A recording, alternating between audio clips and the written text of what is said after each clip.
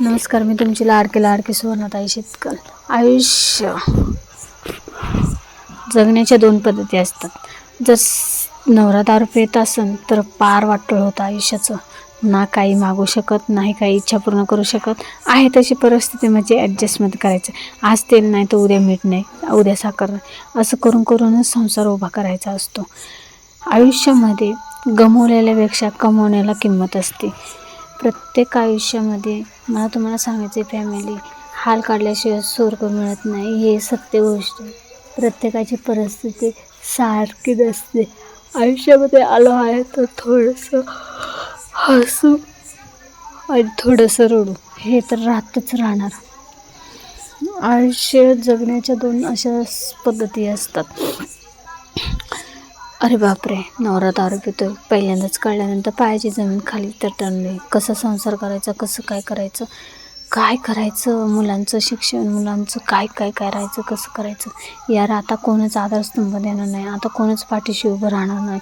कारण की आपली परिस्थिती आपल्यालाच काढायची, ह्याच्यामधनं काहीतरी मार्ग काढायचा. यार पप्पा नेहमी म्हणायचे की या अशा परिस्थितीमधनं स्वतः उभं राहून काहीतरी मार्गदर्शन करायचं. देव आपल्या नेहमी पाठीशी उभं राहतो. आता हे तर मला माहिती नाही, पण माझी भक्ती स्वामी समर्थांवरती नेहमी मी माझ्या आयुष्यामध्ये दिवसभरातनं किंवा संध्याकाळी जगत असतातच.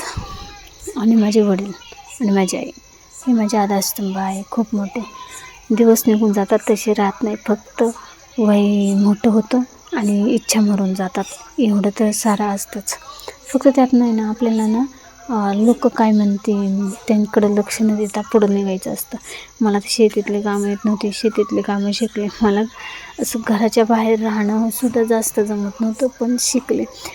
खूप वाईट परिस्थितीचा सामना करून आज खूप बऱ्यापैकी यशस्वी आहे. लोक हसायला येतात, पोसायला येत नाही. लोक फक्त हसण्याचं काम करतात, पण त्यामागची परिस्थिती मला माहिती. मी किती वाईट दिवस काढल्यात मला माहिती, आणि मला कोणी काही बोलू शकत नाही, कारण की ज्याची परिस्थिती त्यालाच माहिती. धन्यवाद फॅमिली.